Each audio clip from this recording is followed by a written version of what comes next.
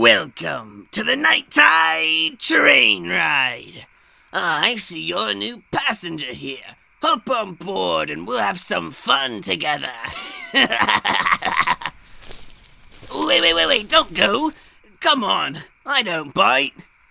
Much. Okay, I'm just horsing around. Now let's see some of that green, shall we? Very nice. Now go find yourself a seat and we'll get this here train a-moving.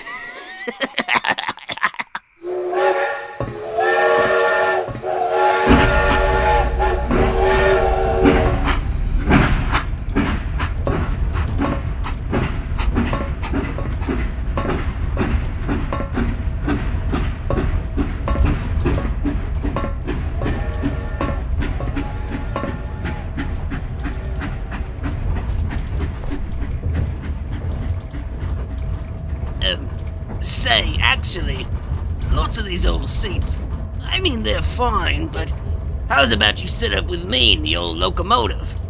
Oh, I can already tell you can ask me that yourself, you lonely socializer. Come on, don't be a stranger.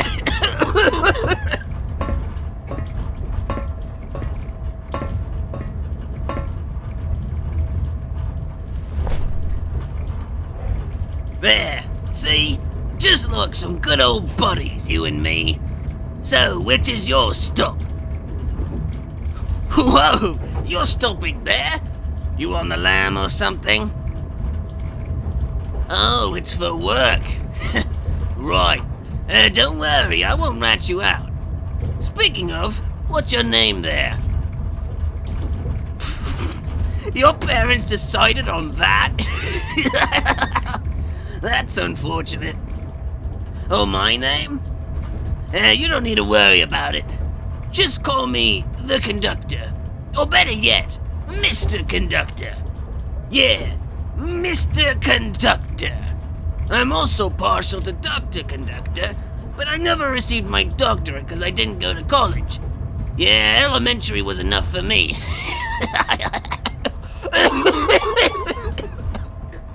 Say, do you smoke? Well, you shouldn't. Don't you know it's bad for you? Well, bad for you. It's great for me. Growing boy and all.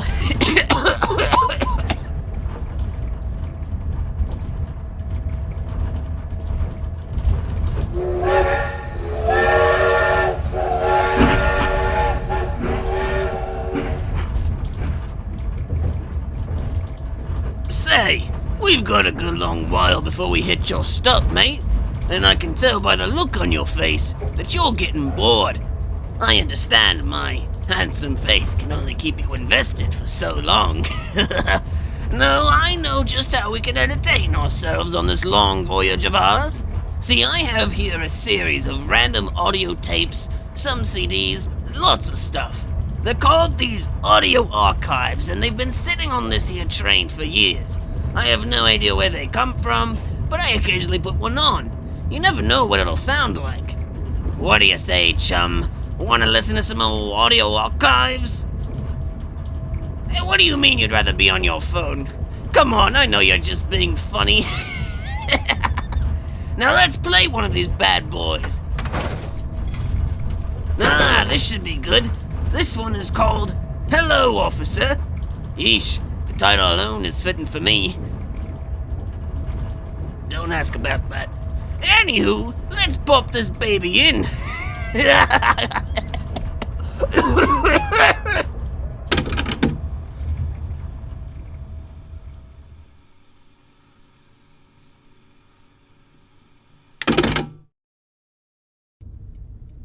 Scratchy. Very scratchy. Marcus had thought to himself as he felt the stubble on his scruffy chin. He was driving home late one night, one hand on the steering wheel, the other still on his face. He was growing tired, and yet also restless. It felt like years since the last time he'd seen another car on the highway. It was nice, yet somewhat unnerving. Almost as if Marcus was the king of the I-294 Tri-State Tollway. A sad, yet lonely king. He chuckled and sighed at the thought. After blowing through many albums and missing many exits, Marcus was starting to wonder if he'd ever get back home. Constantly staring at the same white dashes for hours will do that to you. It didn't help that Marcus started to feel himself drift off. If he had a consistent sleep schedule, he surely was breaking it, though you can't really break what's already broken. It was at this point, a blinding series of lights pierced their way into Marcus's rearview mirror and into his tired sockets. Flashes of red and blue were projected into his car, causing quite an alarm for Marcus. He bolted up and murmured to himself, "Oh, crap, not this, not now." The red and blue flashes of light started to get closer, and the blaring sound of a police siren was suddenly heard.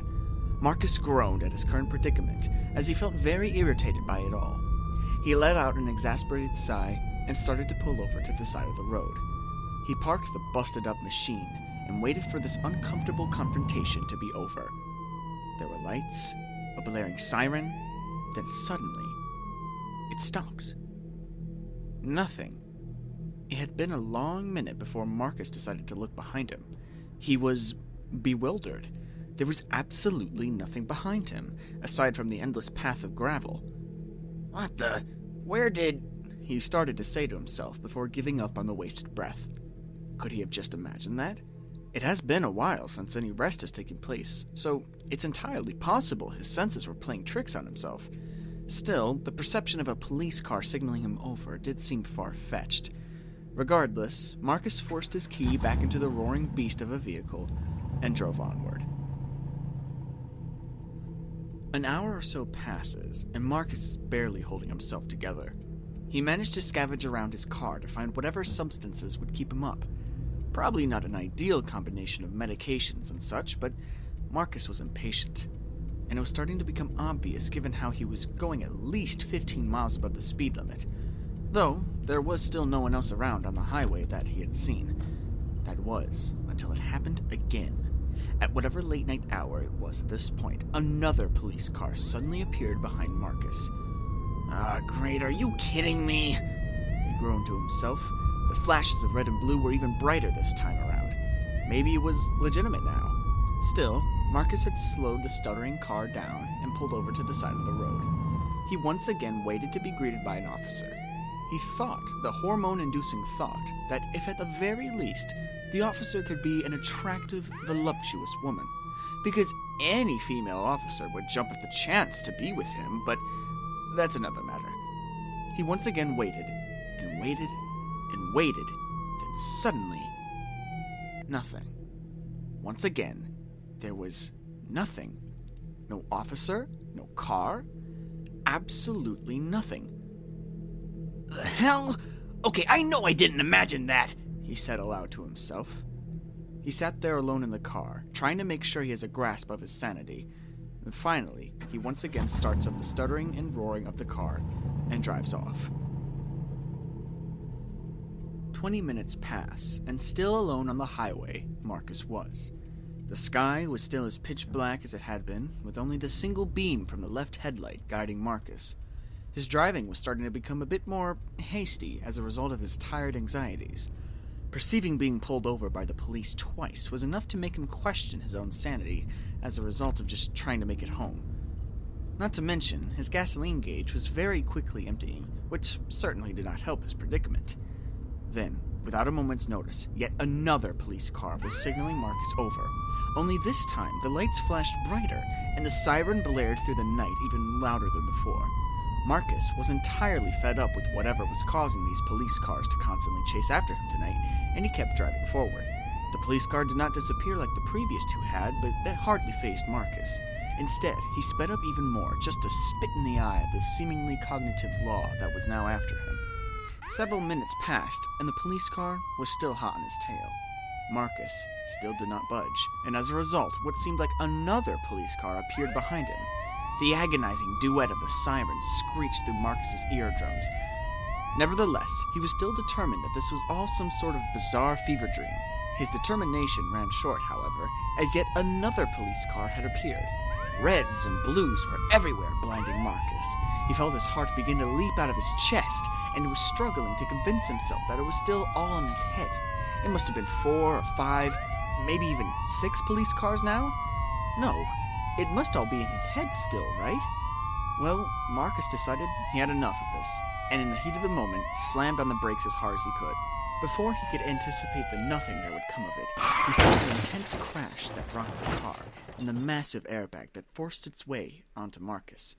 His head slammed into the headrest, with the car being thrusted forward on its own. Rough scrapes and bruises were present on his body, but nothing of him was severely harmed, surprisingly.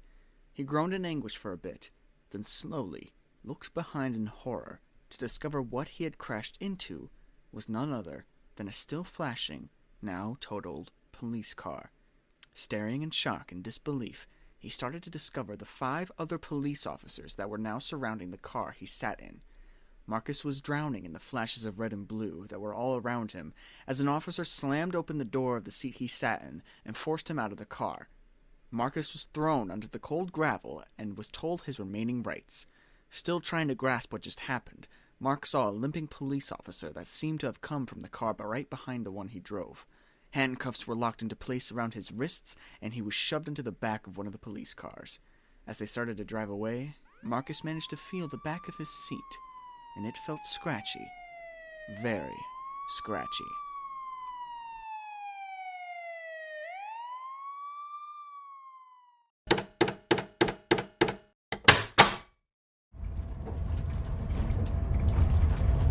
Oh man, what a story!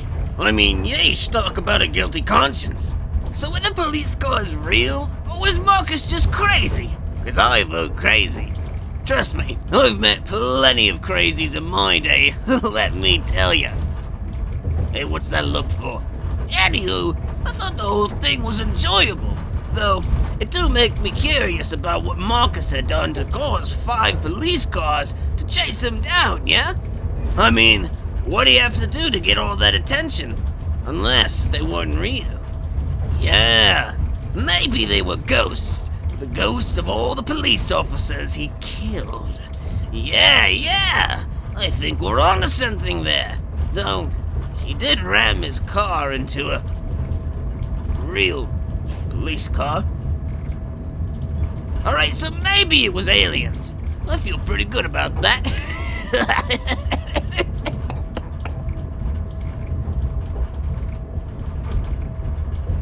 Hey, so, we've still got quite a ways away till we reach your stop, mate.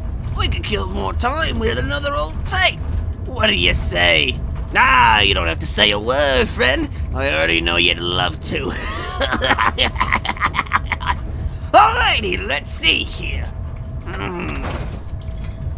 Alright, this one seems interesting. This one's called Shampoo 2 Radio Advertisement Outtakes. What's a shampoo? Anyway, let's get her rolling.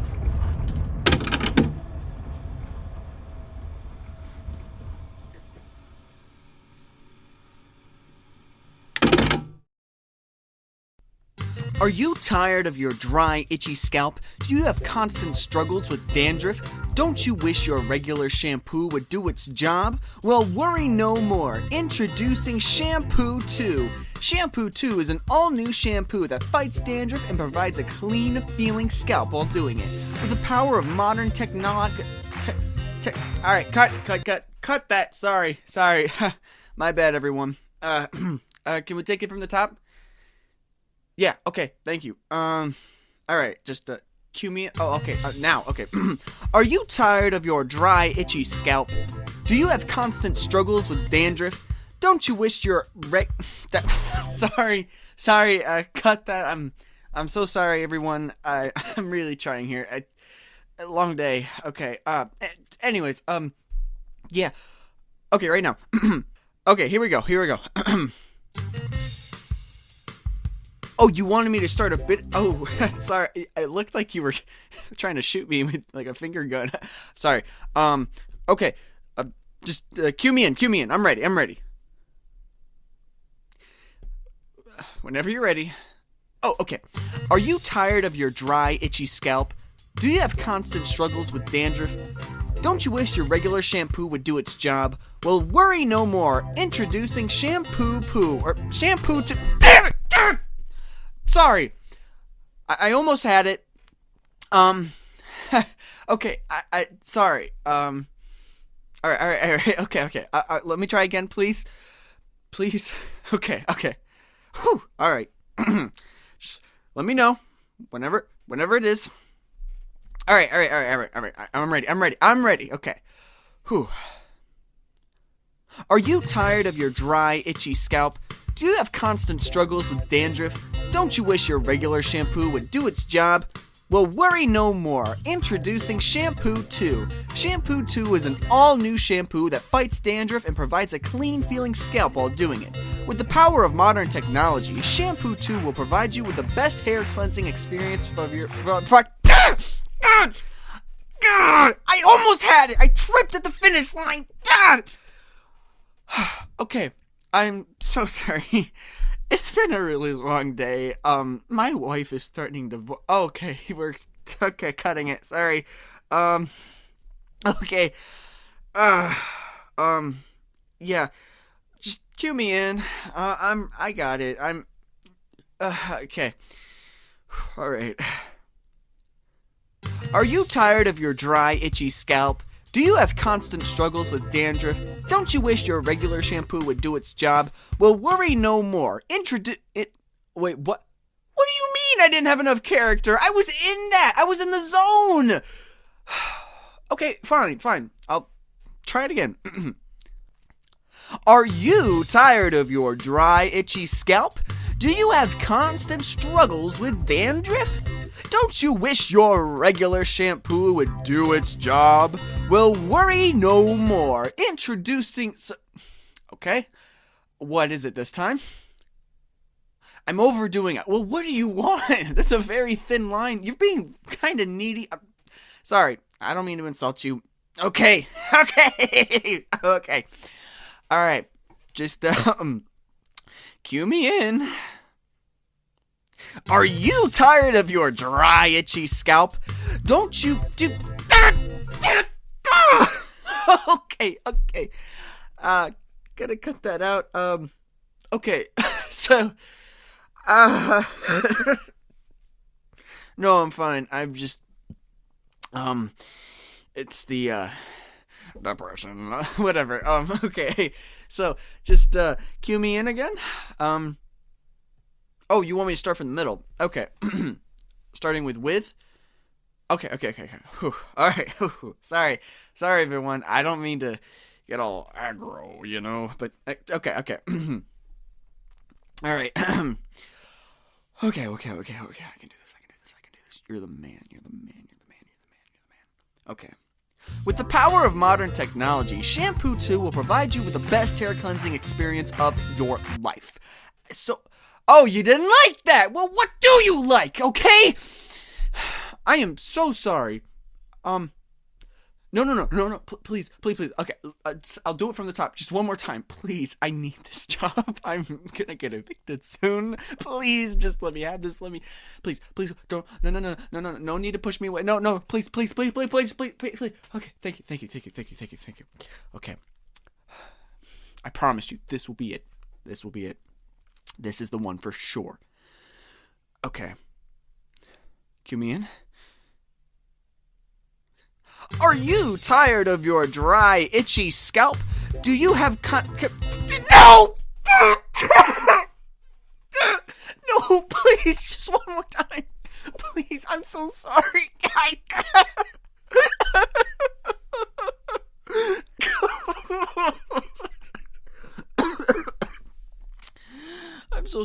I'm so sorry. Please let me do it again. I need this job. Please. No. See, I can do it. Are you tired of... Play the music! Are you tired of your dry, itchy scalp? Do you have constant struggles with dandruff? Don't you wish your regular shampoo would do its job? Well, worry no more.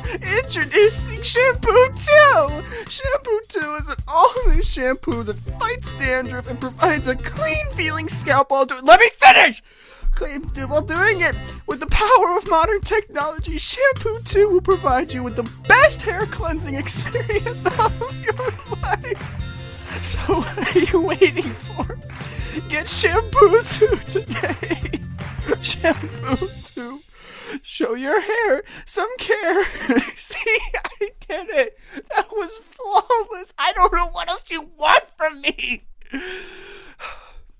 You know what? Fine. I don't even want this stupid job. I gave you so many good takes, and I expect my check in the mail.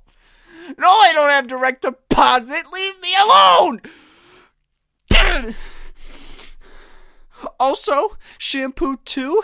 That sounds stupid. Who? This. I'm leaving.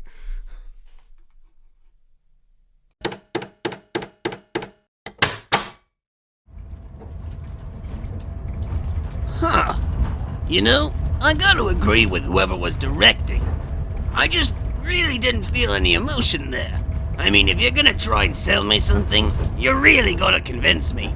Though, to be fair, I don't have a ton of money to spend anyway, but I still wouldn't buy it.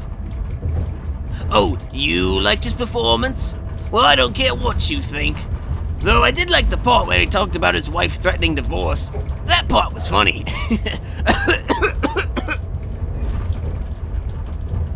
Sorry, mate. Just one moment. Gotta make the hourly announcements. Attention, my lovely passengers. We are now approaching a stop. I have no idea what stop it is, but if it's yours, figure it out! Don't worry, mate. It isn't yours. We still have a bit before then. Yes, I am aware you're the only passenger on board. It's a legal requirement that I make these announcements. Heh, legal. What a funny sounding word. But that being said, we have enough time for just one more tape. And I know you're as excited as I am. Ah, here it is. This one caught my eye for some time now. It's called Case Study, Matthew Drake Ross. Now, I have no idea who this Matthew guy is, but I'm all for listening to crazy therapies. Of course, I've never felt the need to attend my own because I'm just fine by myself. You keep looking at me like that, but I'm just going to ignore you. Now then, last tape, here we go, baby!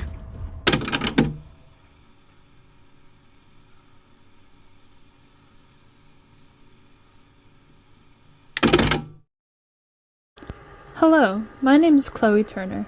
I'm treating my patient Matthew Drake Ross as his therapist today on December 21st, 2020. As requested by my patient, this session will be recorded, but will still be kept confidential. Before we begin, may I ask how you are feeling today, Matthew? Oh, I'm just swell, Doc. How about yourself? I'm doing quite well, thank you for asking, though I could have done without the icy commute this morning. So, firstly, this is our second meeting now. Last time you mentioned having some unsettling, intrusive thoughts. Have those changed or varied at all? Oh, if anything, Doc, I'd say they've gotten a bit worse. I see. Would you like to discuss them?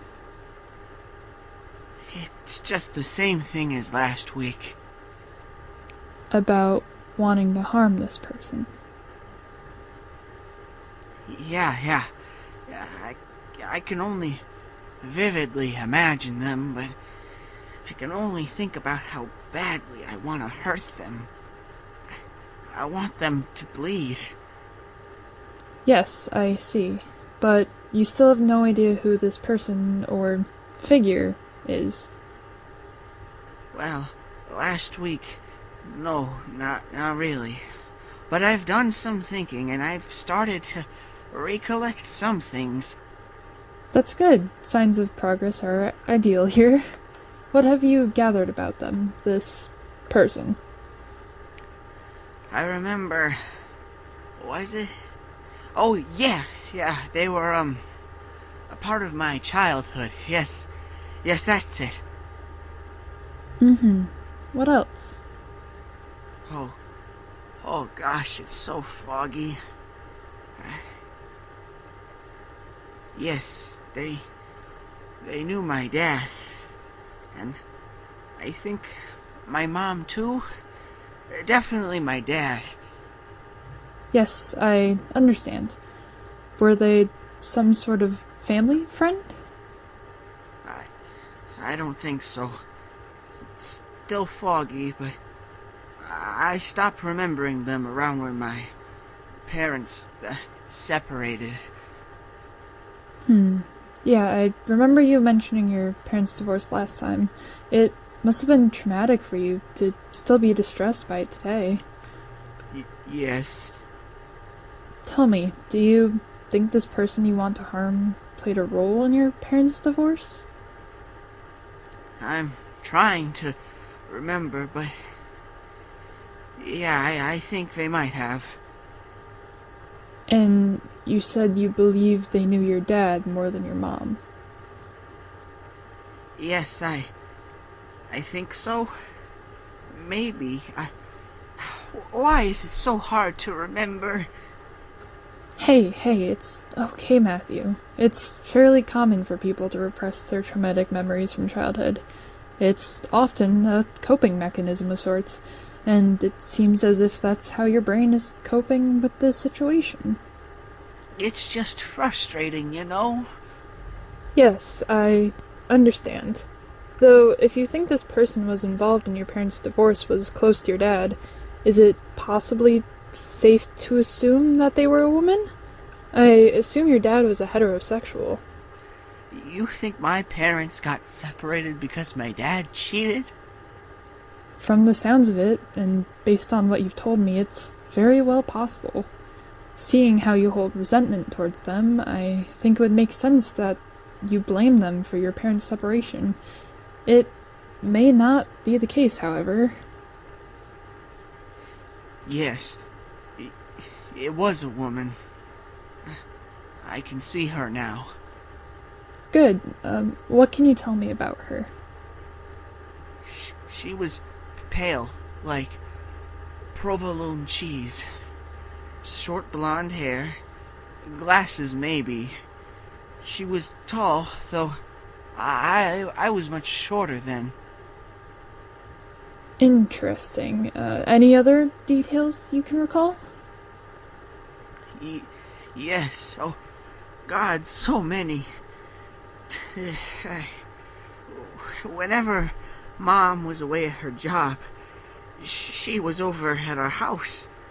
Her and Dad were always locking the bedroom door, but I never knew why. And she'd always leave right before Mom got back home. Sometimes she'd drive really fast, too. I think she even hit our Whitmer Road sign once or twice. I'm sorry, what road was that? One day she didn't leave in time. Mom saw her. I was told to go to my room, but I heard a lot of yelling and maybe even a few slaps or something. It sounded bad. Yes, I see. And how might... And before I knew it, I was only seeing my dad on weekends for a while. Everything got messed up, you know? Yes, all because of this woman. This pale blonde woman who stood between my mom and dad. Everything was ruined because of her. And I hate her for it. Well, that was a lot to unpack for you, I assume. I'm so sorry it was so hard for you. You have no idea. So, this woman, do you think you could ever forgive her and move on? Understandably, it wouldn't be easy. Honestly, no. No, I don't think so. I hate to say it, but it's also possible your dad had some blame as well. From what it sounds like, he was more than consenting. I don't care. This woman had to have known what she was doing to my family. Right. And let's say this. If this woman was right in front of you, right now, what would you say to her?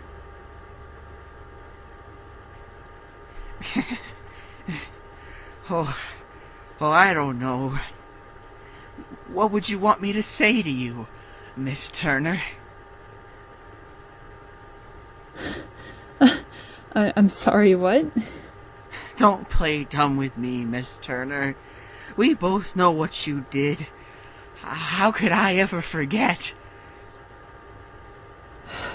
I thought your name sounded familiar from our last session. Not to mention, you specifically requested me as your therapist. How the hell did you find me? I could say something cheeky like I followed the scent of a mistress, but it honestly wasn't too hard.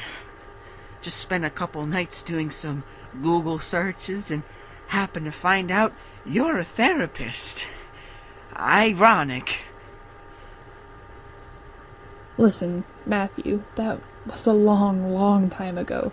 Your dad and I had a complicated situation, and I'm sorry. No! Where was my sorry 11 years ago when my mom made me pack up my things every Sunday night? 2 Christmases, 2 birthdays, every year, all because of you. Your dad initiated our relationship, Matthew. He asked me if... Even if that's true, you still knew what you were doing. You still knew that he was married and that he had a family. And I've learned from that, Matthew. I've spent a lot of time rethinking my life and doing the best I can to better myself from that time. I know it was wrong, but... When you were in my parents' bedroom, did my dad ever show you his gun case? Matthew? He isn't much of a trigger-happy guy, but he kept this for intruders. Matthew! See, neither am I. However, wouldn't you agree that you intruded my house? Matthew, please, don't do this. I'll scream. And it's like what my dad taught me. If an intruder, a robber, a thief, whoever is trespassing, that you should defend yourself, right? Something along those lines. Matthew! Miss Turner, I'm sorry, but I'm finally defending myself.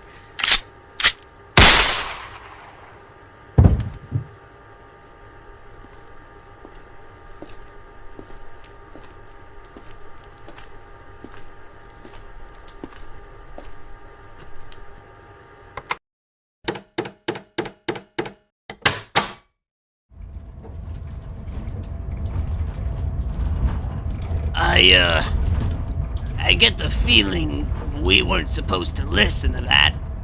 I mean, I didn't think he had it in him. He sounded like a wuss, but he really showed her. Not that I'm condoning murder or anything, but I don't know. She kinda deserved it. Oh, don't look at me like that. Cheating is horrible. Except when I do it. Then it's cool. Though I guess that explains why I haven't had a date in over a decade now. Still, props to Matthew, even if he was a bit loony. Although, I don't want all this talk about murder to give you the wrong idea there, friend.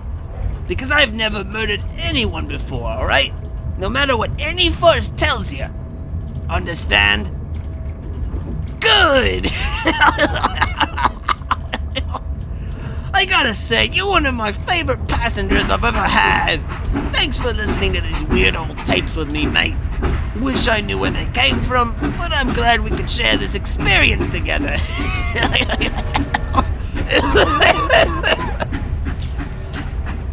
Oh hey, would you look at that? We've reached your stop. It's been fun, mate. But get off my train now.